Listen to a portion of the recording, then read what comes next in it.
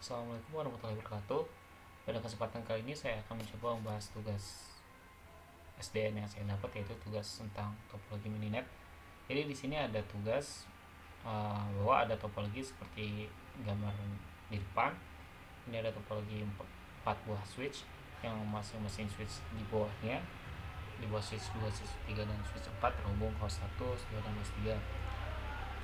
Skenario yang akan dilakukan adalah menambahkan flow tabel agar semua host terhubung satu dengan yang lain. Yang kedua adalah membangkitkan background traffic antara host 1 dan host 3. Yang ketiga adalah membuat filtering, yaitu filtering untuk paket ICMP dan filtering untuk paket UDP. Dan nanti saat filtering itu akan dilakukan tes ping antara host 1 dan host 3 untuk melihat apakah ping itu sudah terfilter ataupun UDP yang terfilter. Mari kita coba saja.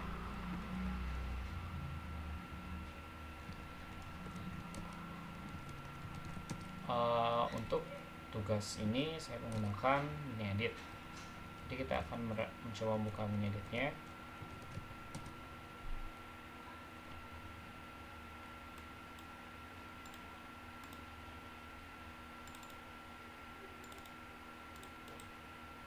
Untuk topologi ini sudah saya set beberapa linknya, ini dengan 70, 100 dan 80. Kita coba running untuk mulai simulasinya.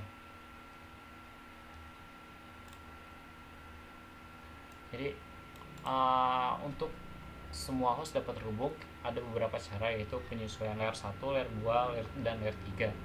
Untuk layer 1 itu kita hanya akan menambahkan port mana jika ada paket masuk, maka akan diteruskan ke port mana. Jadi misalkan ada host 1 mengirim paket ke S2. Di S2 ini akan kita tambahkan rule untuk keluar lewat flooding ke port selanjutnya. Itu bisa ditentukan langsung atau beberapa action lain seperti flooding atau bahkan action normal. Untuk menambahkannya bisa lewat mininet from ataupun dengan ekstrom ke S1, S2 ataupun switch yang lainnya. Saya akan menggunakan lewat from mininet saja. Bisa vs das fcl level 1 import 1.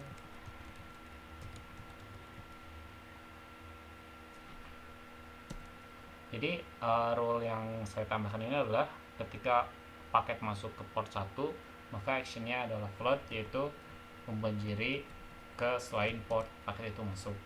Rule ini juga akan saya terapkan di switch 2, 3, dan 4.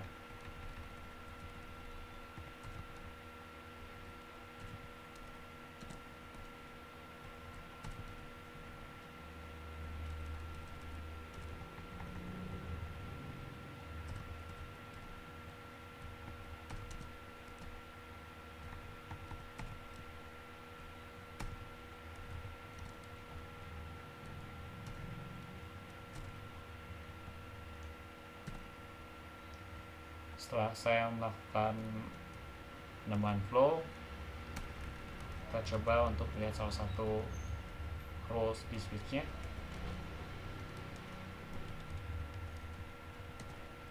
Jadi flow yang ada di tidak semua, tergantung interface-nya. Itu contohnya di switch 1 ini ada 3 buah rule, yaitu rule yang jika masuk port 3 dia akan melakukan action flood, port 1 dia akan melakukan action flood, masuk in port 2 akan melakukan action flood.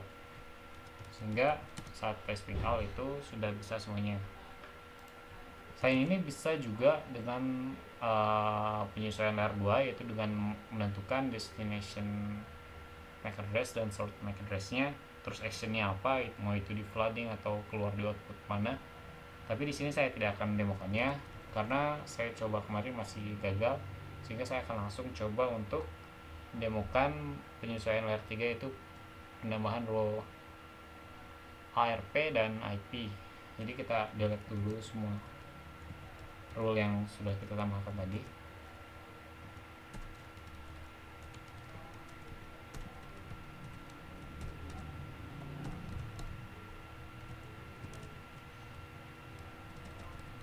Kita lihat rule-nya sudah terhapus.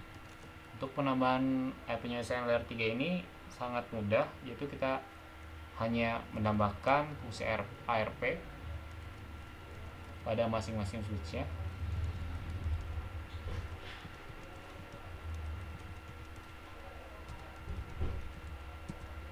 Untuk action normal ini maksudnya adalah switch ini akan bertindak sebagai switch biasa pada umumnya. Jadi jika ada paket ARP masuk, dia akan melakukan fungsi bagaimana si switch ini menghandle ARP yang biasa. Ini fungsi ARP ini, action normal ini kita tambahkan ke seluruh switchnya.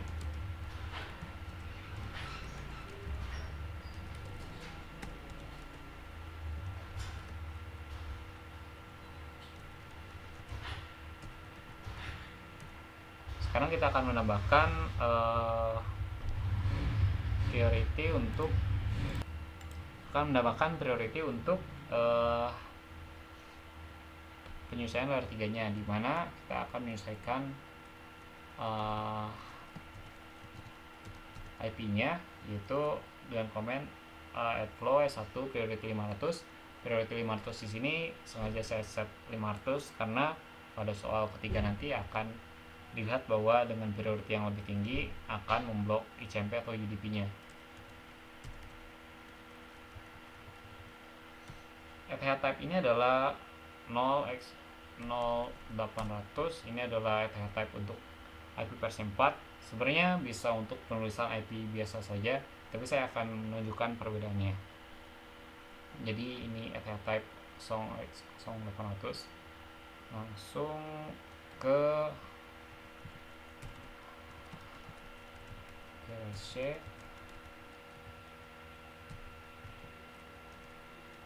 IP destination.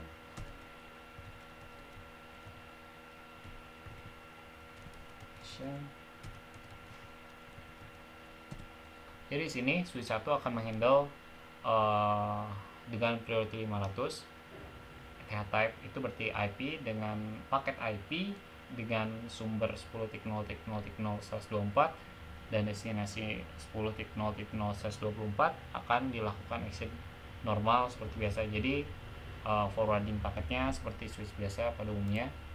Jadi kita tambahkan juga untuk setiap switch yang lainnya, itu switch 2, switch 3, dan switch 4, karena base IP nya sama dan tidak ada perlu role apalagi yang harus ditambahkan. Jadi kita hanya menambahkan ke setiap switchnya. Lalu dilakukan ping, sukses semua. Di sini saya sudah melakukan skenario untuk yang pertama. Jadi ada 3 cara sebenarnya: penyesuaian layer 1, penyesuaian layer 2, dan penyesuaian layer 3.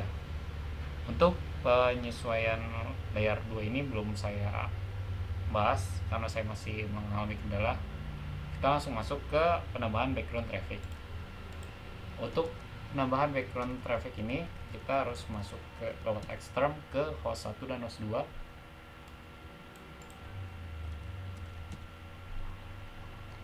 Maaf, ini harusnya antara host 1 dan host 3.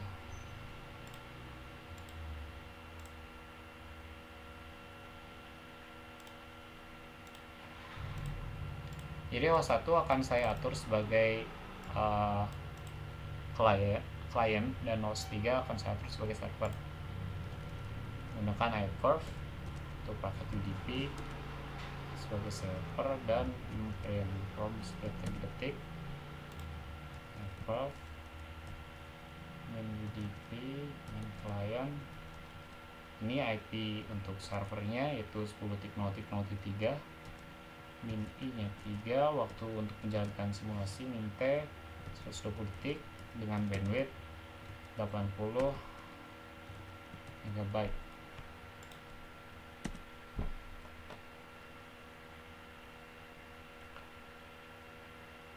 Jadi di sini terlihat bahwa server sudah background traffic telah berjalan.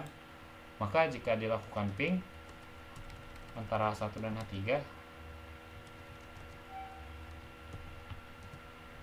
maka terlihat bahwa waktu yang dibutuhkan cukup besar, 102 ms, 2 ms. Kita coba matikan untuk trafficnya. Ketika traffic dimatikan, terlihat bahwa waktu turun dan di bawah 1 milisecond. Tapi ketika kita mulai bangkitkan lagi trafficnya, itu naik di atas 20, 30 dan dengan variasi yang berbeda. Ini untuk background traffic. Kita stop dulu background traffic ya.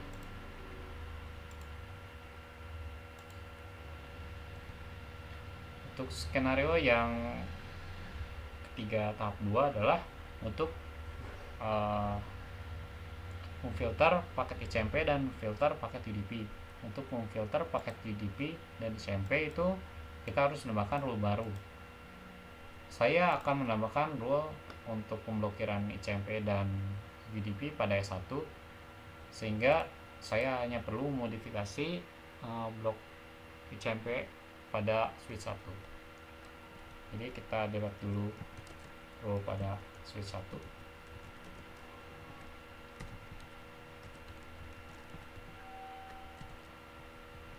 Kemudian menambahkan rule normal yang tadi.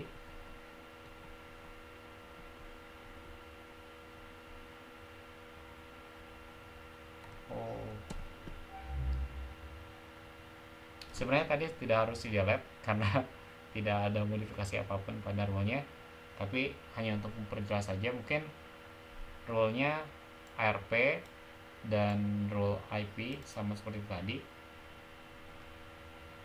Rule tambahannya adalah untuk blokir ICMP.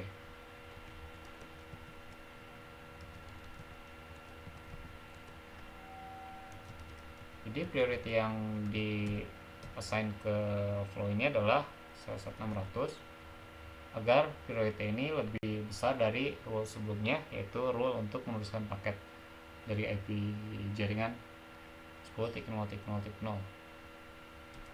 Sini IP ICMP action route. Jadi di sini kita coba dump flow.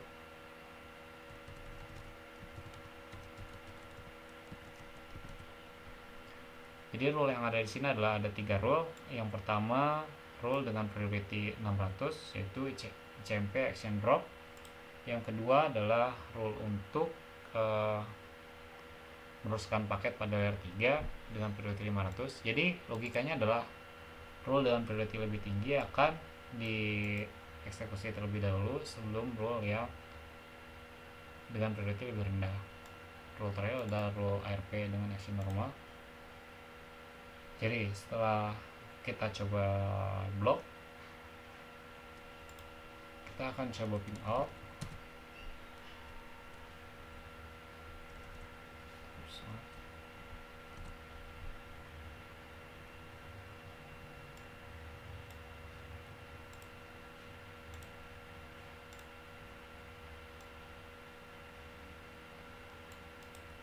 Karena kita hanya menambahkan rule pada blok ICMP, maka seharusnya untuk background traffic UDP tidak akan ada masalah.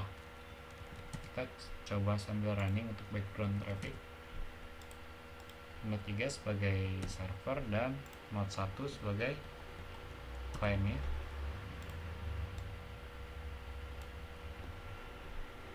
Lihat bahwa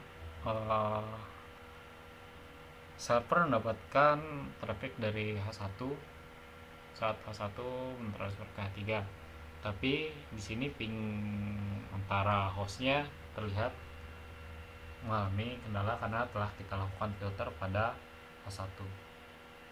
Ada switch 1 result and drop. Oke, kita langsung aja bergas ke yang berikutnya, yaitu blok untuk paket UDP. Kita akan delete flow lagi. Kita akan tambah flow untuk ARP action normal, tambahkan flow untuk layer 3. Sini ada type 0x800 itu untuk IP. Sebenarnya kita bisa tulis IP saja, IP. Terus untuk blokir UDP. Blokir UDP ini sama seperti blokir ICMP dengan prioritas lebih tinggi, yaitu 600, IP, UDP, actionnya drop, sehingga terlihat bahwa jika kita ingin melakukan tes pin A, resultnya tidak ada gagal sama sekali.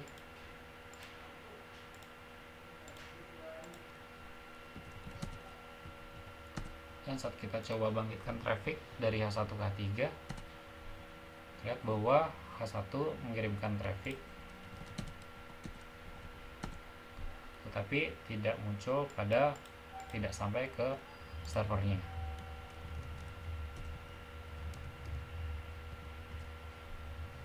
Kita buka sistem lain untuk ping ke H3.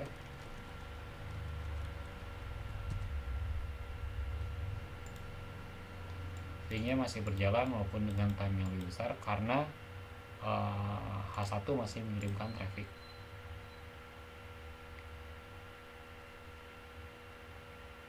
Oke, mungkin itu saja pembahasan video tugas saya kali ini.